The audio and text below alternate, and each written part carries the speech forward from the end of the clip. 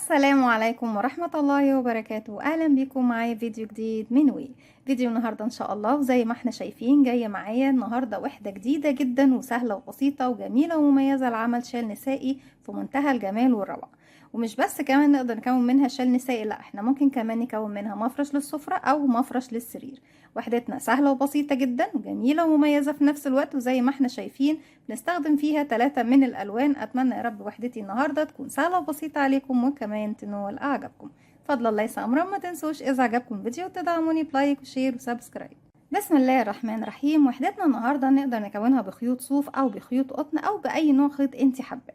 لو هتكونيها طبعا للشتاء هتكونيها بالخيوط الصوف، لو هتكونيها للصيف بتستخدمي الخيوط القطن او بتستخدمي الخيوط المعالجه بطريقه القطن او بتستخدمي الخيوط الحرير او اي نوع طبعا انت حباه. وزي ما احنا عارفين بتستخدمي سواء لمفرش سرير صوف او قطن، وبنستخدم لمفارش السفره الخيوط اللي هي بتكون القطنيه او الخيوط اللي هي طبعا معالجه بطريقه القطن.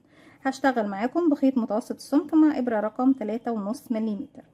طيب نقدر نكون منها حاجة تانية رند غير مفرش سرير او مفرش للسفرة. ممكن تكوني منها بلوزة، كارديجان، يعني نقدر نعمل منها اي منتج انت حباه من الوحدة السداسية. ببتدي اسيب مسافة بسيطة من الخيط، وعلى 2 من الاصابع اكون دائرة سحرية. هلف الخيط وارجع للخلف واجي تاني للامام، بجيب الخيط عكس بعض بشكل حرف الاكس وارجع تاني للخلف. هلف في ايدي الناحية التانية، تكون عندي هنا حلقتين، بنزل تحت الحلقة الاولى وبسحب من تحتها الحلقة التانية. لفي ايدك، خرج الخيط واحده واحده من على ايديكي وتاكدي ان طرفين الخيط داخل الدائره السحريه. طرف خيط البدايه بتحافظي عليه يقفلك الدائره السحريه لكن مش بتشتغل بيه. اما طرف الخيط المتصل بالبقره برفعه على ايدي عشان ابتدي اشتغل. ما اقدرش اشتغل قبل ما اقفل الدائره السحريه، وبقفلها ان بيكون عندك على الابر حلقه. بلف الخيط وبخرج منها. كده بكون ارتفعت السلسله دي بتقوم معايا بدورين. الدور الاول خلاص عملته ان هي قفلت لي الدائره السحريه، والدور التاني ان هي نفس السلسله بتكون ارتفاع الغرزه الاولى وهي غرزه الحشو. بالتالي انا ببتدي ادخل داخل الدائره اكون 6 غرزه حشو. لو حاسه ان الدائره واسعه شويه شدي خيط البدايه ضيقي المركز بتاعها. نبتدي نشتغل غرز حشو. ازاي بشتغلها؟ بيكون عندي على الابره حلقه، بدخل فراغ على طول، اسحب الخيط واخرج. معايا حلقتين بسحب الخيط واخرج منه. كده 1 2 3 4 5 6. خلصنا السطر الاول. اسحبي خيط البدايه بقى خلاص، شكرا ليه. اقفلي مركز الدائره. اول غرزه اشتغلتيها انزلي تحت حرف الفي تحت الضلعين الامامي والخلفي، واسحبي معاكي كمان خيط البدايه في الخلف واعملي غرزه منزلقه. اسحبي الخيط واخرجي من تحتهم تحت الحلقه اللي عندك على الابره. ده كده السطر الاول خلاص تمام شكرا. السطر التاني برتفع سلسله ومن نفس المكان ببتدي اعمل انكريز تزايد على كل الغرز، يعني بشتغل كل غرزه فوقيها غرزتين. في النهايه بيكون معايا في نهايه السطر 12 غرزه حشو. كده اول غرزه 1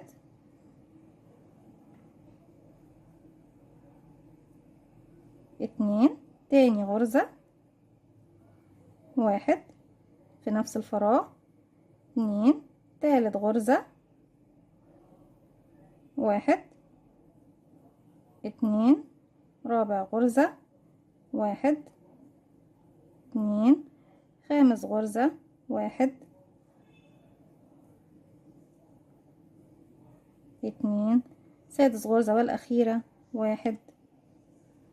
وخيط البداية لسه معي 2، وهكذا زي ما احنا شايفين. طيب بروح لأول غرزة برضك اشتغلتها ونقفل بغرزة منزلقة.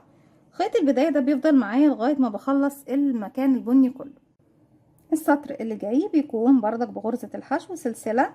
السطر اللي جاي بيكون حشو تزايد حشو تزايد حشو تزايد حتى نهاية السطر. اول غرزة بتكون فوقيها واحدة حشو واحدة، اللي بعدها رقم 2 انكريس تزايد، يعني بشتغل فوقيها مرتين.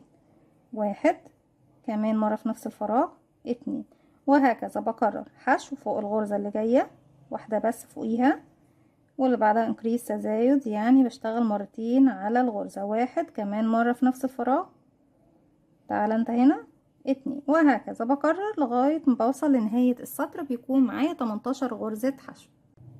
في نهاية السطر بروح لأول غرزة اشتغلتها وبقفل بغرزة منزلقة سليب ستيتش زي ما احنا شايفين. كده خلاص مش باقي معايا غير السطر اللي بشتغله بغرزة البف.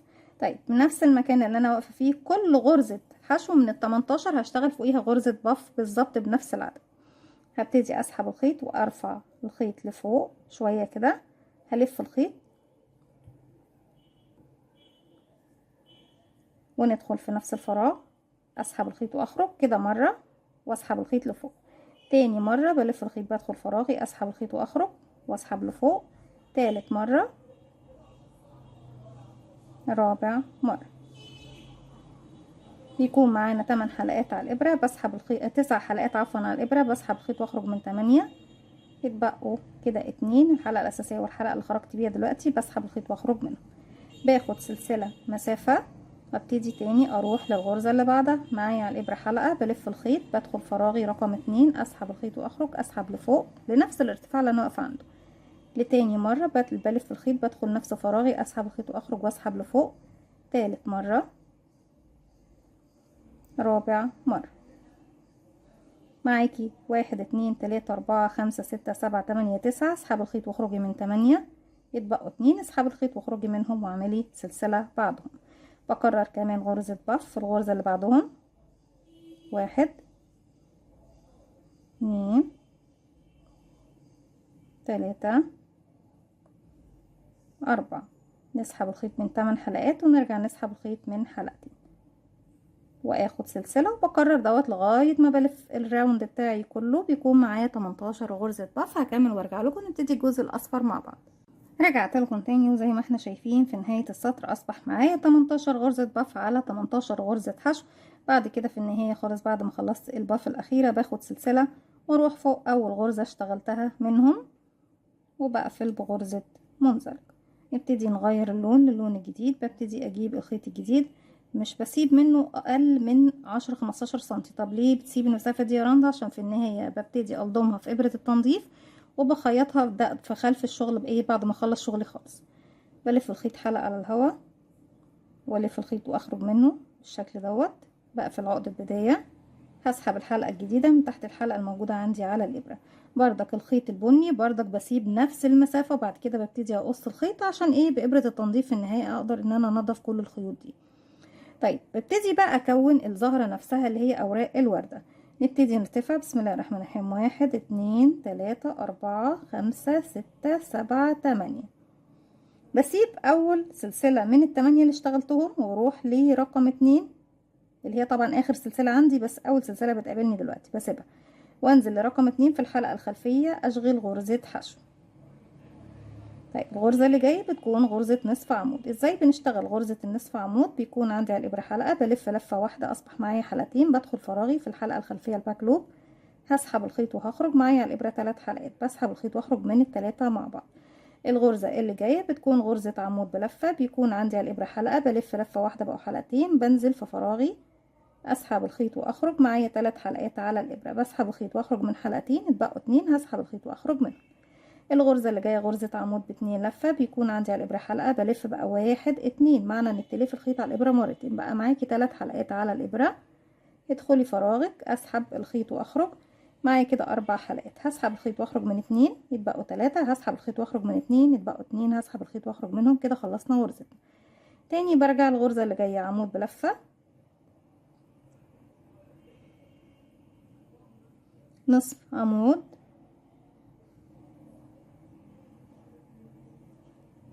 غرزة حشو، بروح فين يا بنات؟ بسيب مكان السلسلة مليش علاقة بيها، وفوق الباف نفسها اهي بقفل بغرزة منزلق. تاني بكرر نفس الخطوة دي بقى لغاية ما بخلص 18. بخلص العدد اللي معايا من الغرز، معانا كده 18 تقريبا، 1 2 3 4 5 6 7 8 9 10 11 12 13 14 15 16 17 18. تمام. ببتدي تاني بكرر 1 2 3 4 5 6 7 8. تاني برجع اكرر معاكم، بسيب اخر حلقة اللي هي اخر سلسلة عندي اللي بتقابلني الاولى دي، وادخل في اللي بعدها اشغل حشو، نصف عمود، هاف دبل كروشيه، عمود بلفة، 1 دبل كروشيه، عمود ب2 لفة، ترابل كروشيه، تاني عمود بلفة، 1 دبل كروشيه، نصف عمود هاف دبل كروشيه، غرزة حشو سنجل كروشيه، 1 سنجل كروشيه. خلصتي الغرز بتاعتك كلها، شوفي السلسلة سيبيها وروحي للباف اللي بعدها واشغلي غرزة منزلقة، وبفضل اكرر بنفس الطريقة 1 2 3 4 5 6 7 8. نسيب سلسلة ونروح نعمل حشو، نصف عمود، عمود بلفة واحدة، عمود باتنين لفة، عمود بلفة واحدة كمان، نصف عمود، وغرزة حشو في اخر غرزة. واروح فين يا بنات؟ هنروح بقى دلوقتي عندي اهو لغرزة الباف، فوقيها بعمل غرزة منزلقة، وافضل اكرر. كررت معاكم 3 مرات، لكن مش محتاجين ان احنا نكرر اكتر من كده. الخطوة دي بكمل لغاية ما اخلص ال 18 ورقة مع فوق 18 غرزة باف، وارجع لكم نبتدي نكمل اخر سطرين مع بعض. رجعت لكم تاني في نهاية السطر زي ما احنا شايفين. بعد ما خلصنا الزهرة بتاعتنا كلها بنبتدي نقفل في اول مكان ابتديت فيه السطر بتاعي، نفس المكان اللي انا ابتديت منه هو اللي بدخل وبقفل فوقيه بغرزة منزلقة. بردك بسحب الخيط واخرج من الحلقة اللي عندي على الابرة، بسيب زي ما قلنا بردك نفس المسافة اللي احنا سيبناها في بداية الشغل، ونبتدي نقص الخيط. ما بقصش الخيوط خالص خالص غير بعد ما بخلص وحدتي نهائي، وابتدي انضف في النهاية. طيب نبتدي بقى نضيف اللون الاخضر بردك. بصوا عشان وحدتنا مفرغة فبنسيب مسافة طويلة من الخيط. بقفل عقدة بداية وهجيب رأس اي قطعة من عندي اهو، حتى من نفس القطعة اللي احنا ابتدينا منها، وادخل عند رأس القطعة. هسحب الخيط واخرج معايا كده على الابرة حلقتين، بسحب الخيط واخرج منهم بغرزة حشو. انا كده عملت غرزة حشو على الطاير بدون ما ارتفع اي حاجة. هرتفع 5 سلسلة. بسم الله، 1 2 3 4 5، واروح للورقة اللي بعدها في القمة هنا بعمل غرزة حشو، 5 سلسلة حشو، 5 سلسلة حشو، 5 سلسلة حشو، لغاية ما بخلص الدوران بتاعي كله. رجعت لكم تاني، وزي ما احنا شايفين في السطر ده بتبتدي اوراق الزهرة تتفرد معايا، ومش محتاجة حتى ان انا اكويها خالص. يعني السطر اللي فات اللي كنا بنكون فيه الاوراق بتاعة الزهرة هتحسوا ان هم بينضموا على بعض شوية كده واحنا شغالين، لكن دلوقتي في السطر ده بيكون هو خلاص فرد لي كل الزهرة زي ما احنا شايفين. بروح لاول غرزة اشتغلتها وبقفل بغرزة منزلقة. طيب نبتدي نشتغل في الفراغ ده يا بنات. هبتدي اشتغل على السلسلة اللي في المنتصف، فبمشي بمنزلقة 2 3 لغاية ما وصلت للسلسلة رقم 3 اللي هي في المنتصف سنتر السلاسل. هبتدي ارتفع 3 سلسلة، 1 2 3، والف الخيط وفي نفس الفراغ هو تاني بدخل واشغل عمود بلفة واحد، واعتبر نفسي اشتغلت كلاستر من عمودين. هاخد 5 سلسلة مسافة، 1 2 3 4 5، وارجع تاني اكون في نفس الفراغ غرزة كلاستر من عمودين. ازاي بنشتغلها دلوقتي؟ بيكون عندك على الابرة حلقة، بلف لفة واحدة، بدخل فراغي هو هسحب الخيط وهخرج معايا على الابرة 3 حلقات، هسحب الخيط واخرج من حلقتين واخلي الاخيرة مش هسحبها دلوقتي. بلف الخيط وتاني مرة بدخل في نفس الفراغ، اسحب الخيط واخرج، اسحب الخيط واخرج من حلقتين، واخلي الاخيره معايا 3 حلقات على الابره، بسحب الخيط واخرج منهم هما الثلاثه. يبقى ابتديت بكلاستر 5 سلاسل كلاستر. اول كلاستر معايا كانت 3 سلاسل وعمود، لان احنا هنا في بدايه السطر. تمام يا بنات؟ لكن الكلاستر التانية اشتغلناها بشكل طبيعي. 5 سلسله مسافه، 1 2 3 4 5، هروح للفراغ اللي بعده بعد 1 2 وفي رقم 3 برفع الحلقه الاماميه كده وانزلها تحت الابره واشتغل غرزه حشو على الحلقتين اللي ورا. 5 سلسلة لتاني مرة، 1 2 3 4 5، غرزة حشو على السلسلة رقم 3، 1 2 3، 5 سلسلة، وبروح اكون الزاوية رقم 2، 1 2 3 4 5. الف الخيط بقى المرة دي واروح للسلسلة اللي في المنتصف، اشتغل كلاستر من عمودين، 1 2 3 حلقات، اسحب الخيط واخرجي منه. 5 سلسلة، 1 2 3 4 5.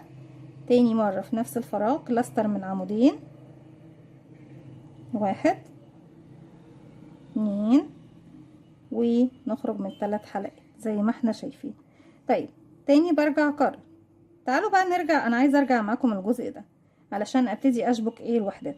لو انا بشتغل الوحده الاولى فبكمل الوحدات بتاعتي كلها بنفس الطريقه، زاويه وبعد كده 5 سلسله حشو، 5 سلسله حشو، 5 سلسله، واروح اكون زاويه تانية. تمام، بكرر بقى بنفس الطريقه لغايه ما اخلص ال6 جوانب بتوعي. طب يا رندا لو احنا بنشبك نعمل ايه؟ هنشبك فين بقى؟ في الفراغات اللي عندي دول. انا عندي دي زاويه بشبك فيها، زاويه اللي المقابله ليها بشبك فيها، الفراغ ده والفراغ ده يعني ما بشبكش فيهم، بسيبهم خالص، بشبك في الفراغ اللي في المنتصف. يعني الزاويه فراغ في المنتصف، الزاويه اللي بعدها. طيب تعالوا نرجع، معلش كده نشيل غرزه الكلاستر دي، وكمان نرجع ل5 سلاسل نبتدي نشتغلهم تاني مع بعض. طالما انا ببتدي اشبك من ال5 سلاسل هقسمهم ايه؟ جزئين، سلسلتين، 1 2. خيطك لفوق تبتدي تجيبي الوحده اللي هتشبك فيها المقابله من خلف الوحده من تحت اهو، بنزل من تحت ال5 سلاسل، اسحب الخيط واخرج معايا على الابره حلقتين، بسحب الخيط واخرج منهم بغرزه حشو. ارجع، انا طبعا اشتغلت سلسلتين وشبكت بحشو، ادتني مكان السلسله رقم 3 4 5، يعني بشغل كمان سلسلتين، يبقى كده كاني اشتغلت ال5 سلاسل. تمام يا بنات، والف الخيط على الابره، والتاني برجع اكون بقى غرزه الكلاستر التانية بتاعتي المكونه من عمودين، عمود 2، اخرج من ال3 حلقات واشتغل ايه؟ ال5 سلسله بتوعي. بما اننا قلنا الفراغ اللي بيكون هنا ده ما بشبكش فيه، فهشتغل ال5 كاملين، 1 2 3 4 5، واروح هنا في منتصف السلاسل، اما ان انا اعد السلسله الثالثه نفسها او من تحت السلاسل على طول بعمل غرزه حشو.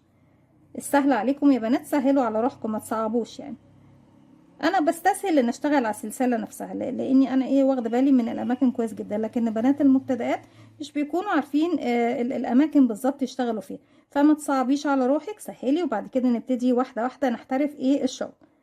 هنا دلوقتي هبتدي اشبك في الفراغ اللي جاي، فبشتغل كام سلسله من ال5؟ 2، 1 2. هروح بقى للوحده اللي في الخلف، انا هنا دي الزاويه اللي شبكت فيها، وقلنا هنسيب الفراغ اللي بعده، يبقى في الفراغ اللي في المنتصف فيه 5 سلسله، بنزل من تحت السلاسل واشبك بغرزه حشو، اسحب الخيط واخرج معايا حلقتين، اسحب الخيط واخرج منهم سلسلتين، 1 2، وارجع بقى للشغل المكان اللي انا بشتغل فيه هنا اهو، 1 2. السلسله رقم 3 برفع الحلقه الاماميه، وفي الاخر بنزلها تحت الابره وارفع الحلقتين ايه اللي وراهم على الابره الخلفيه والمطب، واسحب الخيط واخرج منهم معايا حلقتين، اسحب الخيط واخرج منهم بغرزه حشو زي ما احنا شايفين. طيب اللي جاي هنشبك؟ لا مش هشبك، فبالتالي بشتغل 5 سلسله كاملين، 1 2 3 4 5. هنا دي زاويه 5 5 5، يبقى هنا هروح اكون زاويه 1 2، دي تالت سلسله اهي، كلاستر من عمودين 1، وكل ده في فراغ واحد شغل 2. اخرجي من 3 حلقات اللي على الابره، اشتغلي كام بقى سلسله؟ 1 2. نروح للزاويه اللي خلف الفراغ ال5 سلاسل ده بنسيبه، بروح للزاويه اللي ما بين غرزتين الكلاستر، اسحب الخيط واخرج من السلسله رقم 3 او من تحت من السلاسل 5 نفسهم في النص معايا حلقتين، هسحب الخيط واخرج منه سلسلتين، واكمل الكلاستر التانية بتاعتي في نفس الزاويه في نفس الفراغ، 1 2. نخرج من 3 حلقات وابتدي اكمل 1 2 3 4 5. عندك وحدات في الجهة التانية مقابلة ليكي اشتغلي عليها واشبكي، يعني بتشتغلي سلسلتين وتشبكي وترجعي سلسلتين وتكملي.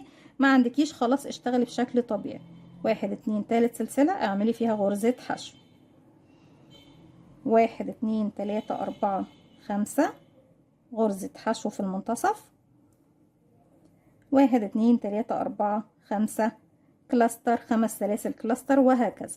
نكمل بقى بنفس الطريقة. بصوا طبعا احنا مش بنشبك يا بنات، بصوا المكان ده مش بتشبك فيه، ال5 سلاسل دول وال5 سلاسل دول، بيكون الشكل معايا مفتوح بالشكل ده. لو انتوا حابين تشبكوا مفيش اي مشكله، بتكرري انك بتشتغلي سلسلتين تشبكي في المنتصف هنا السلاسل، وترجعي سلسلتين ايه وتكملي، وهكذا. يعني سواء شبكتي او ما شبكتيش بتدينا النتيجة بتكون قريبة من بعضها جدا. لكن الموديل الحقيقي هو ان احنا مش بنشبك في المكانين دول. لكن زي ما قلت لكم، لو حابين ان انتوا تشبكوا مش هيأثر معاكم كتير في الشكل. بكده بنكون وصلنا لنهاية فيديو النهاردة، وحدة دوار الشمس الجديدة لعمل شال مستطيل او مثلث. وممكن كمان نكون منها، انا قلت يعني مش شرط ان احنا نكون عاملينها للشال يبقى هي للشال بس، لا، ممكن نكون منها مفرش للسرير، مفرش للسفرة، بلوزة، كارديجان. ممكن تكوني منها شنطة، تقدري تكوني منها ستارة، يعني نقدر نعمل منها اكتر من حاجة. اتمنى فيديو النهارده يكون سهل وبسيط عليكم وكمان ينول اعجابكم. فضلا ليس امرا، ما تنسوش اذا عجبكم الفيديو تدعموني بلايك وشير وسبسكرايب، واستنوني فيديو جديد من وي. وما تنسوش كمان تفعلوا زرار الجرس يوصلكم مني كل جديد. السلام عليكم ورحمة الله وبركاته.